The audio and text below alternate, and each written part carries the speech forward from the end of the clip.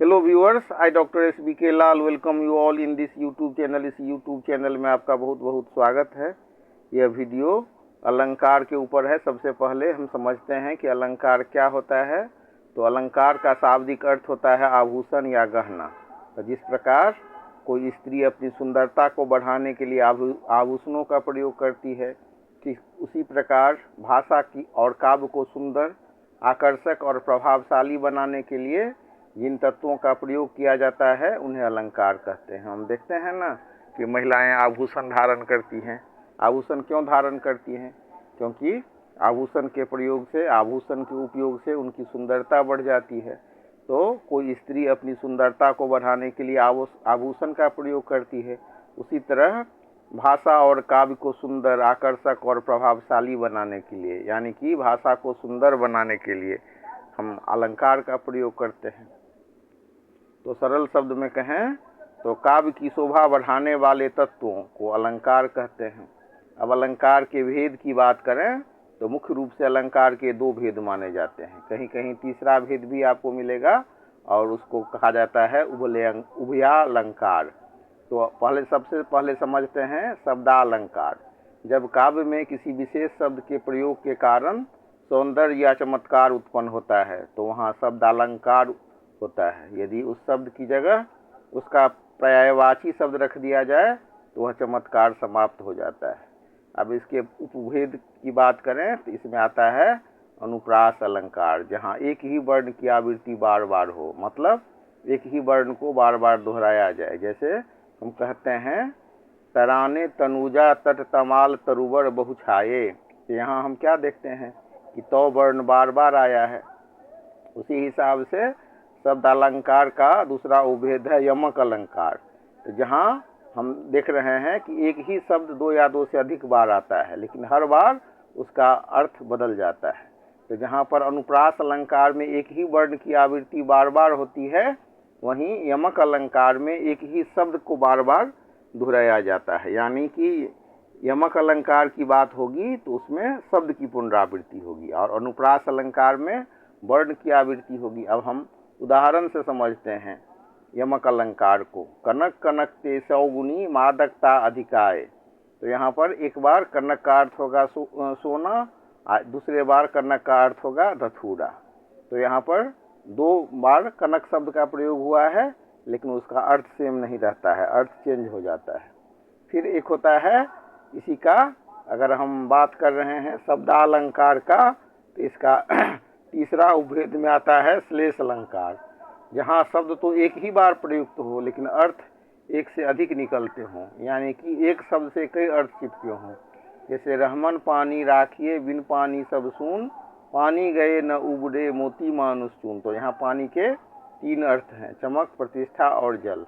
तो हमने देखा कि श्लेष अलंकार में शब्द तो एक ही बार प्रयुक्त है लेकिन अर्थ एक से अधिक निकलते हैं। और उसके बाद हम चर्चा करते हैं अर्थालंकार का। तो जब काव्य में सौंदर्य या चमत्कार शब्दों के कारण नहीं बल्कि उनके अर्थ के कारण उत्पन्न हो तो वहाँ अर्थालंकार होता है। यहाँ शब्द बदल देने पर भी अलंकार का सौंदर्य नष्ट नहीं होता है।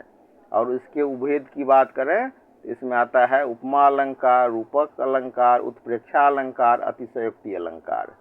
तो अब हम चर्चा कर रहे हैं उपमा अलंकार का, जहाँ किसी वस्तु या व्यक्ति की तुलना किसी अत्यंत प्रसिद्ध वस्तु या व्यक्ति से की जाती है, समानता दिखाई जाती है, तो यहाँ पर ये होता है उपमा अलंकार। जैसे हरिपद कोमल कमल से, तो यहाँ पर भगवान के चरणों की तुलना कमल से की गई है। फिर हम चर्चा कर रहे हैं, समझ रहे हैं रूपक अलंकार को, तो जहाँ उपमेय और उपमान, उपमेय का अर्थ होता है जिसकी तुलना की जाए और उपमान का अर्थ होता है जिससे तुलना की जाए। तो उपमेय और उपमान में कोई भेद न रखकर दोनों को एक ही मान लिया जाता है। जैसे मैं कंटेंट या मैं तो चंद्र खिलौना ले हूँ, तो यहाँ पर चांद को खिलौने के समान नहीं बल्कि चांद को ही खिलौना कह दिया गया है। फिर आप बात करते हैं उत्प्रेक्षा अलंकार का। तो जहाँ उपमेय में उपमान की संभावना या कल्पना की जाए, इसके वाचक शब्द हैं मनु, मानो, जनु, जानो। तो जैसे हम उदाहरण से समझते हैं, सोहत ओढ़े पीत पट श्याम सलोने गात, मनहु नील मणि शैल पर आतप पर्यो प्रभात। तो ये हो गया उत्प्रेक्षा अलंकार। अब चर्चा करते हैं अतिशयोक्ति अलंकार का, जहाँ किसी बात को बहुत बढ़ा चढ़ाकर लोक सीमा से बाहर वर्णन किया जाए। जैसे आगे नदियाँ परी अपार, घोड़ा कैसे उतरे पार, राणा ने सोचा इस पार, तब तक चेतक था उस पार। यहाँ चेतक की फुर्ती का बहुत बढ़ा चढ़ा करके वर्णन है। अब अंतिम में हम चर्चा कर रहे हैं उभयालंकार का। तो जहाँ शब्द और अर्थ दोनों के कारण काव्य में चमत्कार उत्पन्न होता है, उसे उभयालंकार कहते हैं, उभयालंकार कहते हैं। तो इस तरह से हम समझ सकते हैं। तो हिंदी व्याकरण और साहित्य के पाठ्यक्रम में अलंकार मुख्य रूप से काव्य शास्त्र या काव्य बोध के अंतर्गत पढ़ाया जाता है। और आपको पूछेगा व्याकरण खंड में, व्यवहारिक व्याकरण में मुख्य अलंकार के बारे में पूछा जाएगा, जैसे अनुप्रास, यमक, उपमा, रूपक, अतिशयोक्ति, ये सब पढ़ाए जाते हैं। और आपको पूछेगा कि इसमें कौन सा अलंकार है।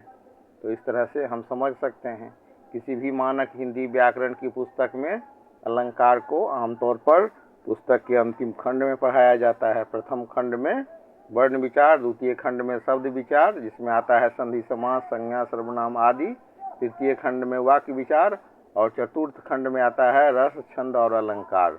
तो शुद्ध रूप से जब देखा जाए तो संज्ञा, सर्वनाम, क्रिया की तरह काल की तरह अलंकार भाषा के व्यवहारिक या संरचनात्मक व्याकरण का हिस्सा नहीं है। तो उम्मीद करते हैं कि अलंकार आपको समझ में आया होगा। या कौन सा अलंकार आपको समझने में दिक्कत होती है तो आप कमेंट सेक्शन में लिखें। वीडियो देखने के लिए बहुत बहुत धन्यवाद।